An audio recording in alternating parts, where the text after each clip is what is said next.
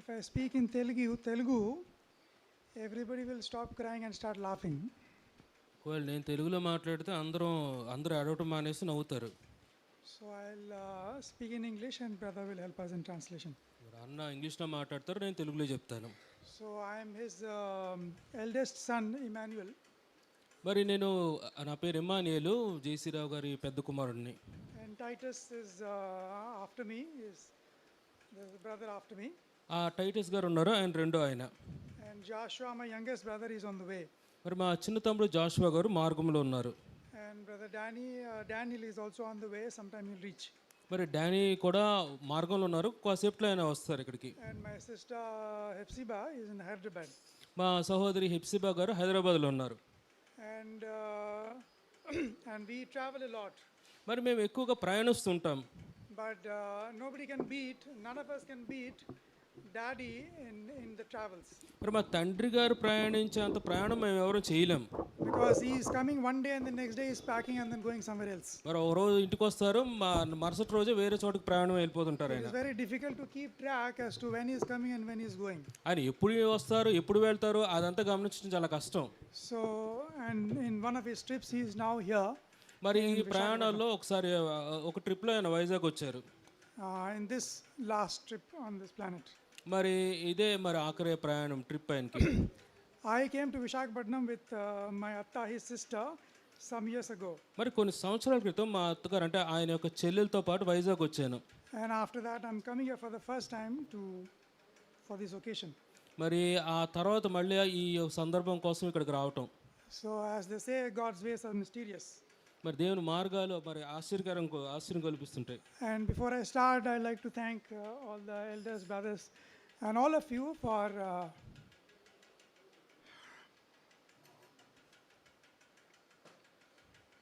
taking care of my dad. మరి ఆరంభించక ముందు ఇక్కడ ఉన్న పెద్దలు సహోదరులందరికీ వందనాలు తెలుస్తున్నాయి, ఎందుకంటే మా తండ్రి గారిని జాగ్రత్త చూసుకున్నారు మీరు. And I know the whole night you've been awake and singing songs and in ministry. మరి ఆ రాత్రంతా మీరు మేలుకుగా ఉండి పాటలు పాడుతూ ఉన్నారు, దాన్ని బట్టి వందనాలు. And so as I said, my dad is we call him a frequent flyer. He keeps traveling. మరి చెప్పిన విధంగా మా తండ్రి గారు అలా ప్రయాణిస్తూ ఉంటారు. And when Luke Baba called me at about 1:15 yesterday. మరి నిన్న దాదాపు 1:15కి లూక్ బాబాయ్ గారు కాల్ చేసినప్పుడు And he said he's got fever. ఆయన చెప్పారు ఆయనకు జ్వరం ఉందని. And then dad took the phone and he said, Immi, నాకు బాలేదు and I'm cutting short my travel and I'm coming tomorrow and at 7:15 p.m.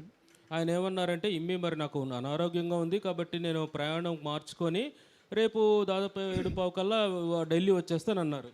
So that is my last words from my father. మరి నా తండ్రి గారితో చివరి మాటలు నాకు అవే. But I did not panic. I did not even, to be honest, I didn't pray about it. మరి దాని గురించి నేను చింతించలేదు, దాని గురించి నేను ప్రార్థన కూడా చేయలేదు. It's because all of us, all the 5 siblings, brothers and sisters, we feel that he is the strongest amongst us. మరి మా 5 అన్నదమ్ములు మా సహోదరులు ఏమనుకుంటారంటే మా అందరికంటే ఆయన బలవంతుడు. Because he is like traveling all the time and he is fit.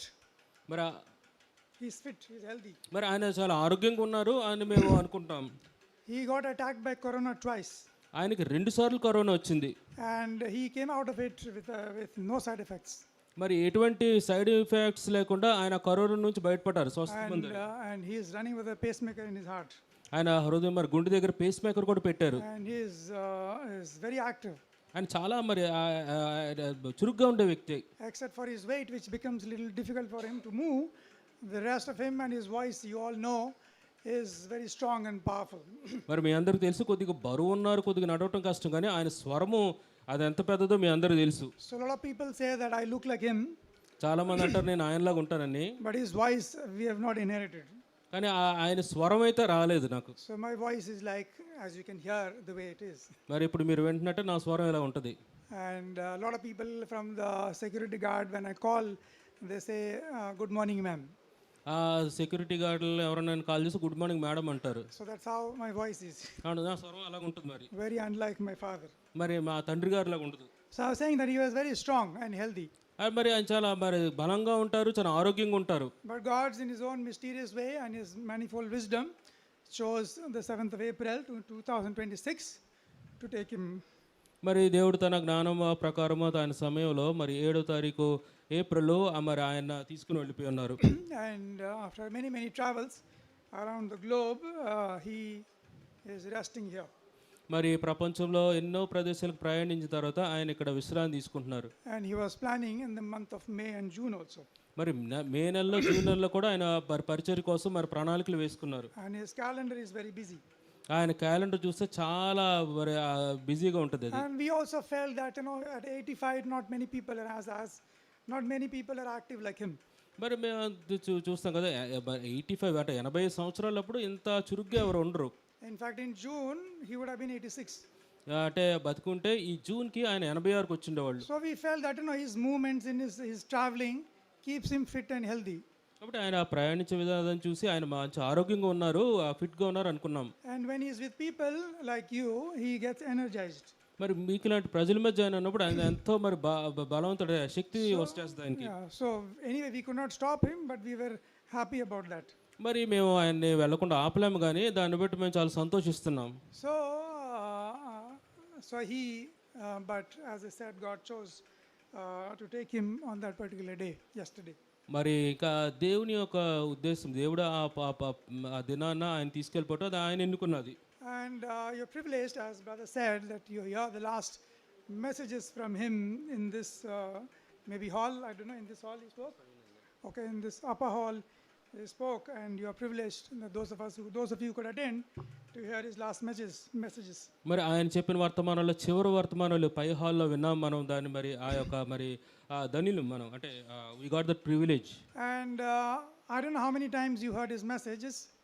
మరి ఎన్నిసార్లు మీరు ఆయన వర్తమానాలు ఉన్నారో నాకైతే తెలియదు, కానీ And maybe his messages are on YouTube also. ఆయన వర్తమానాలు యూట్యూబ్లో కూడా ఉన్నాయి. So I'll tell you, like we know how his ministry is ended here. మరి ఆయన పరిచర్య అయితే ఇక్కడ ముగిసిపోయింది. But I like to tell you how it began. అది ఎలాగా ప్రారంభిందో చెప్తాను. But I think he also already told you, but I'll refresh your memory. ఆయన మీకు చెప్పే ఉంటాడు, కానీ మరొకసారి నేను గుర్తుకు తీసుకురావాలనుకుంటున్నాను. Because in the YouTube I hear he is talking about it. ఎందుకంటే ఆయన యూట్యూబ్లో ఆ విషయం మాట్లాడటం నేను విన్నాను. And it is the year 1990. మరి 1990వ సంవత్సరంలో In 1989, 1989లో God called our mother. మా తల్లి గారిని దేవుడు పిలుచుకున్నాడు. In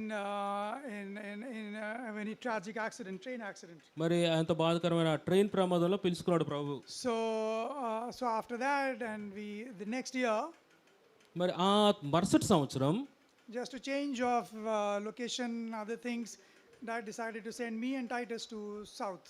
మరి ఆ ప్రదేశం మార్చడం కోసం నన్ను టై చేసి మరి దక్షిణ భారతదేశం పంపించారు ఆయన. So then we came to Badvel. దాన్ని బట్టి మేము బద్వేల్ వచ్చాం. Then we came to Kovur. Kovvur వచ్చాం తర్వాత. Where Rattama was there, Daddy's sister. మరి అక్కడ మరి డాడీ వాళ్ళ చెల్లెలు ఉన్నారు. And we spent some days. కొన్ని దినాలు అక్కడ మేము గడిపాం. And then after a very nice food. అక్కడ మరి మంచి ఆహారం కలిగి ఉన్నాం. And I developed, it is not because of the food, but I had some problem in the stomach. మరి ఆ భోజనాన్ని బట్టి కాదు, కానీ నాకు కడుపులో వచ్చిన సమస్య మొదలైంది. And I had a train ticket was booked. మరి రైలు టికెట్ బుక్ అయింది. And but my stomach was not getting healed. అయితే ఈ కడుపు సమస్య తీరలేదు, ఇంకా తగ్గలేదు. And my Atama said, why don't you visit the hospital in Rajahmundry before you board the train tomorrow? మరి మా అత్త ఏమన్నారంటే, మరి ట్రైన్ ఎక్కక ముందు రాజమండ్రిలో హాస్పిటల్ ఎందుకు వెళ్ళకూడదు. So then I was taken there. I don't know if Abel Baba, Luke Baba or somebody must have taken me there. మరి అయితే నేను ఎవరో నన్ను తీసుకెళ్లారు, హాస్పిటల్కి అయితే వెళ్ళాను. And the doctor examined my stomach. మరి డాక్టర్ గారు అక్కడ నా కడుపుని పరీక్షించారు. And he said, if you'd got onto the train tomorrow, doctor గారు ఏమన్నారంటే, ఒకవేళ రేపుగా నువ్వు ట్రైన్ ఎక్కితే a dead body would have reached Delhi. అక్కడ ఢిల్లీకి డెడ్ బాడీ అంటే చనిపోయిన శవం వెళ్తుంది అన్నారు. Because the appendix in my stomach had already burst. ఎందుకంటే కడుపులో అపెండిక్స్ అని ఉంటుంది, అదేదో పేలిపోయింది అది. And I don't know, maybe I have a high threshold of pain. I can manage a lot of pain, so I didn't feel it. మరి అయితే నేను ఎంత నొప్పైనా భరించగలను కాబట్టి నేను అది అంత గమనించలేదు నేను. It had burst, and doctors said a lot of people die out of this pain only. మరి ఆ యొక్క బర్స్ట్ అయిపోయింది కాబట్టి డాక్టర్లు అన్నారు చాలా మంది ఈ నొప్పితోనే చనిపోతారు. So obviously the train ticket was cancelled, and I was admitted in the hospital. మరి వెంటనే నేను ఏం చేశానంటే ఆ ట్రైన్ టికెట్ క్యాన్సిల్ చేసుకుని హాస్పిటల్కి అడ్మిట్ అయిపోయాను. And there was no WhatsApp, there was no phones, there was no YouTube. So they called my dad, మరి అది నెల ఫోన్లో ఉండే యూట్యూబ్ లేదు. మరి మా డాడీని పిలిచారు. and then he must have come by train, I think Dakshin Express, మరి దక్షిణ ఎక్స్ప్రెస్కి వచ్చినట్టున్నారు. and he came to Kovur. ఆయన కొవ్వూరు వచ్చారు. He was on a job that time, ఆ సమయంలో ఆయన జాబ్ చేస్తున్నారు. and he came to the room, ఆయన రూమ్కి వచ్చారు, hospital room, ఆ హాస్పిటల్ రూమ్కి వచ్చారు. and then I became some 70 kgs to I became some 53 kgs. మరి 53 కేజీల బరువు ఉన్నాను అప్పుడు. My weight was lost completely. I became like very thin. మరి దాన్ని కొన్ని సమస్యను బట్టి నా బరువు అంతా తగ్గిపోయింది. నేను బాగా చిక్కిపోయాను. And dad saw, and he was like very shocked, and but he didn't show it. He was shocked, but he didn't show the pain. మరి మా డాడీ గారు మరి అది షాక్ గురైన గారు అది ఆ పెయిన్ చూపించలేదు. నొప్పి చూపించలేదు. డాడీ చూపించలేదు. మా డాడీకి చూపించలేదు. Yeah, so then me and Titus and him were there, నేను టైటస్ అక్కడ ఉన్నాము. and the whole village would come to the room. మరి గ్రామం అంతా పల్లెటూరుకి వచ్చింది, ఆ రూమ్కి వచ్చింది. And while I would be on a glucose, నేనేమో గ్లూకోజ్ అంటే సెలైన్ పెట్టున్నారు. the whole room was be filled with food, biryani and crabs and rasam and all these things. People are having a lot of nice food. I was on a glucose. మరి నాకేమో saline glucose పెట్టారు. అయితే వచ్చిన వారు అంతా బిర్యానీలు ఆహార పదార్థాలు ఎన్నో ఆ గదిలో తెచ్చిపెట్టి ఉన్నారు. And it was a joyous occasion except for my glucose. మరి ఆ గ్లూకోజ్ తప్పిస్తే ఎంతో సంతోషకరమైన విషయం అది. And the surgery happened. మరి ఆ తర్వాత ఆపరేషన్ జరిగింది. And that night I also had, even though I was born again that time, ఏదో నేను తిరిగి జన్మించినట్టు అనిపించింది ఆ రాత్రి I నాకు. was born again already నిజంగా నేను తిరిగి జన్మించాను.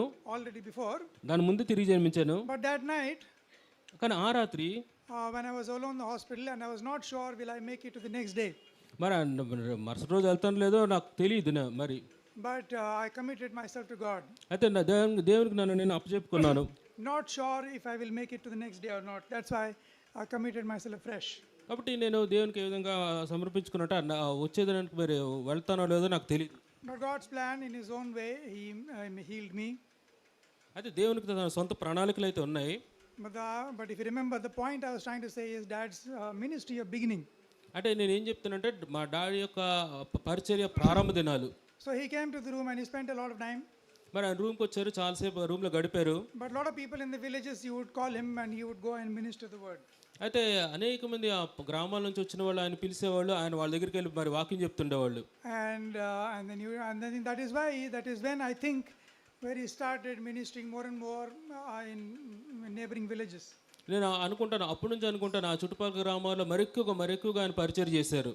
And that is the time మరి ఆ సమయంలో he wrote the song that I don't know how many of you know that. మరి అప్పుడే ఆయన పాట రాశారు. మీరు ఎంతమందికి అయితే తెలుసో తెలీదో. Can you guess the song that he wrote in that hospital? ఆ హాస్పిటల్లో రాసిన పాట ఏంటో తెలుసా మీకు? హల్లెలూయా పాడదా ప్రభు నిన్ను కొనియాడదా. So that song was written because I was in the hospital. అంటే ఆ విధంగా హాస్పిటల్లో ఉన్నప్పుడు ఆ పాట ఆయన రాశారు. So his journey began. ఆయన ప్రయాణం మొదలైంది. Writing songs. మరి ఆ విధంగా ఆయన పాటలు రాస్తూ ఆయన ఒక ప్రయాణం ఆరంభమైంది. And then beginning to share word in many places. మరి ఆ విధంగా ఆ సందర్భం నుంచి ఆ వేరు ప్రదేశాల్లో వాక్యాన్ని పంచుకోవడం అనేది ఆయన మొదలుపెట్టారు. When I was in the hospital for 1 month, which means that he was ministering throughout that 1 month.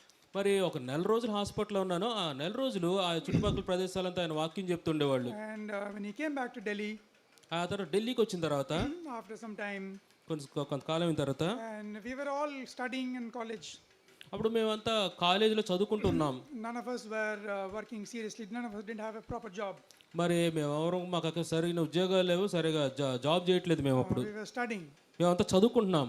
And Dad came one evening. ఒకరోజు సాయంత్రం డాడీ వచ్చారు. And he said, I have resigned. ఆయన అన్నారు నేను ఉద్యోగాన్ని రిజైన్ చేస్తానన్నారు. I think Luke Baba was there that evening in our house.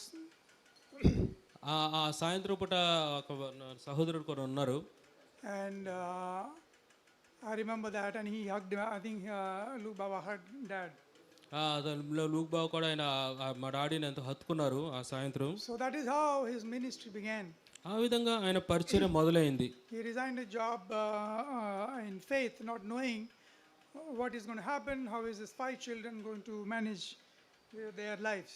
మరి భవిష్యత్తు ఏమవుదో, 5 పిల్లలు ఏ విధంగా పెరుగుతారో ఏం ఆలోచించకుండా విశ్వాసం మీద ఆధారపడి ఆయన ఉద్యోగాన్ని విడిచిపెట్టారు. But I think God honored his faith, దేవుడు ఆయన ఒక విశ్వాసాన్ని గణపరిచారు. and God blessed all of us. దేవుడు మా అందరిని ఆశీర్వదించాడు. Now I want to seek that you would continue to pray for us, మీరు దయచేసి మా కోసం అలా ప్రార్థనలు కొనసాగించండి. that we might walk in the footsteps of the Lord Jesus Christ. మరి ప్రభు యేసుక్రీస్తు వారికి అడుగుజాడల్లో మేము నడుచులాగా మా కోసం ప్రార్థన చేయండి. That we might walk for the expansion of his kingdom.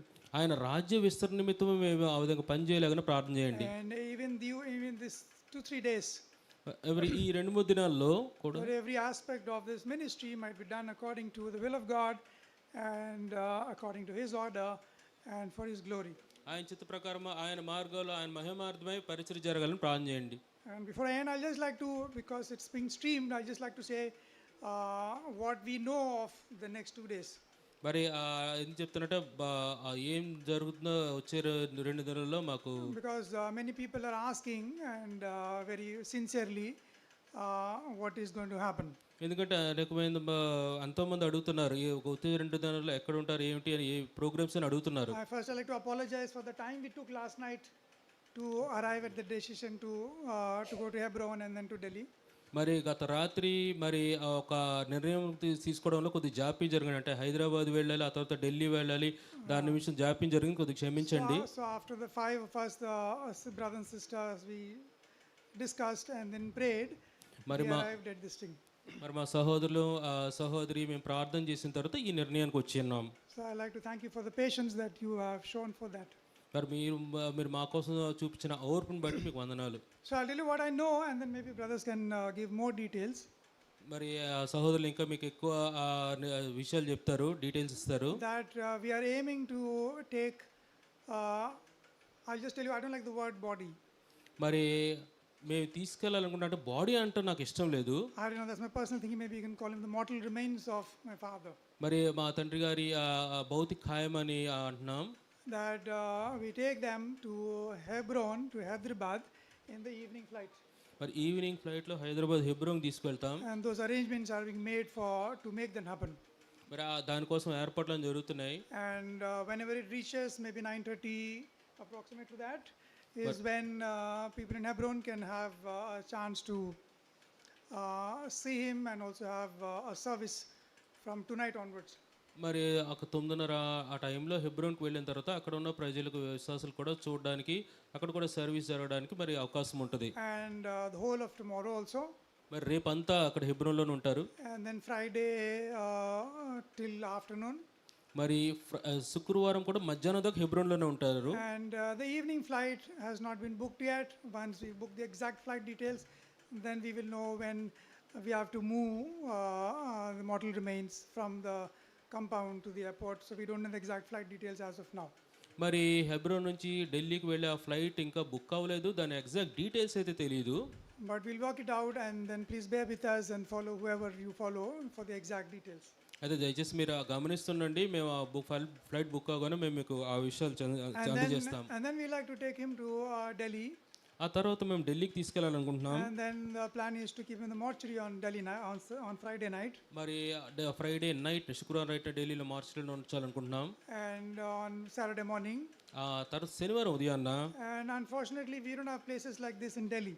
విచారకరమైన విషయం ఏంటంటే ఢిల్లీలో ఇలాగా విశాలకరమైన ప్లేసెస్ ఉండవు మాకు. And we are looking for a place where a lot of people can gather and have a service.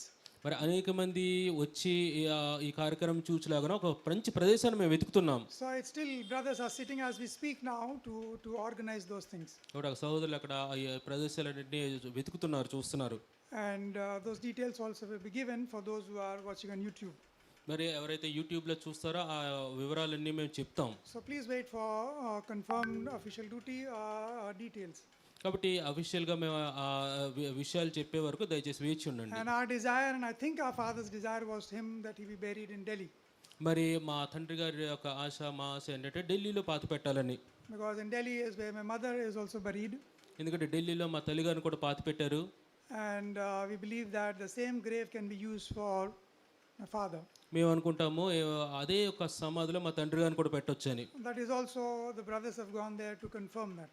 అయితే మా సహోదరులు వెళ్ళారు అది ఆ నిర్ణయం అది నిశ్చయపరచుకోవడానికి. So because of all these, we will not be able to give a confirmed time sheet of exact details. మరి వీటన్నిటి వల్ల మేము ఎగ్జాక్ట్గా ఆ సమయం మీకు చెప్పలేకపోతున్నాం. So our only request is to please bear with us, and the brothers who are in charge here and then maybe later Hebron can give us more specific details, and then Delhi also will come, and then once I know also, then maybe I can share exact details. కాబట్టి దయచేసి ఇక్కడ ఉన్న సహోదరులు హెబ్రోన్ సహోదరులు దశ వేచి ఉండండి, మేము ఆ నిర్ణయాలన్నీ మేము మీకు చెప్తాం. Okay, as a family, we didn't have the time to even grieve together or share the pain, మరి కుటుంబంగా మేమంతా ఒక చోట కలిసి ఆ బాధను పంచుకోవడం కూడా మాకు సమయం లేదు. because it's been like a roller coaster, or been like very hectic from the time we heard the news. మరి మా వార్త విన్నప్పటి నుంచి ఎంతో మరి బిజీగా మరి మేము అటు ఇటు రావటం ఇందులోనే నిమగ్నం అయిపోయాం. But it is fair because Dad is loved everywhere in the world, and including children of God here. ఎందుకంటే మా తండ్రి గారిని ఈ భూలోకంలో ఉన్న విశ్వాసాలను ఎంతో ప్రేమించారు, ఇక్కడ ఉన్న వాళ్ళు కూడా మీరు ఎంత ప్రేమిస్తున్నారు. So we accept that Dad doesn't just belong to us, but to all of you guys, all of you. మరి దీన్ని బట్టి మా డాడీ మాకు చెందినవాడు అని మేము అనుకోం, కానీ అందరికీ చెందినవాడు అని మేము అనుకుంటాం. So I'd like to thank all of you for being with him and looking after him all these days, and even the night vigil and all this time now. మరి ఆయనతో పాటు ఉన్నందుకు, ఆయన చూసుకున్నందుకు, నేను రాత్రి కూడా మీరందరూ అలా మెలకుగా ఉన్నందుకు మీకు వందనాలు. So as requested, continue to pray for us, దయచేసి మా కోసం ప్రార్థన మీరు కొనసాగించండి. and also for the ministry in Delhi. మరి ఢిల్లీలో జరిగే పరిచయ నిమిత్తం కూడా ప్రార్థనలు జ్ఞాపకం ఉంచుకోండి. So pray for us, and if you don't mind, can I ask to sing that song I like to hear? దయచేసి మా కోసం ప్రార్థన చేయండి. Maybe one or two verses somebody can sing. దయచేసి ఆ పాటని ఎవరో ఒకటి రెండు వచనాలు మీరు ఏమైనా పాడతారు అని ఆశిస్తున్నాం. If there is time, brother can decide. సమయం ఉంటే Hallelujah, పాడొచ్చు. one or two verses depending upon the time. ఒకటి రెండు వచనాలు సమయాన్ని బట్టి ఆ పాటలో పాడుతుంది. So I thank you once again and praise the Lord and pray for us. మరొకసారి మీకు వందనాలు.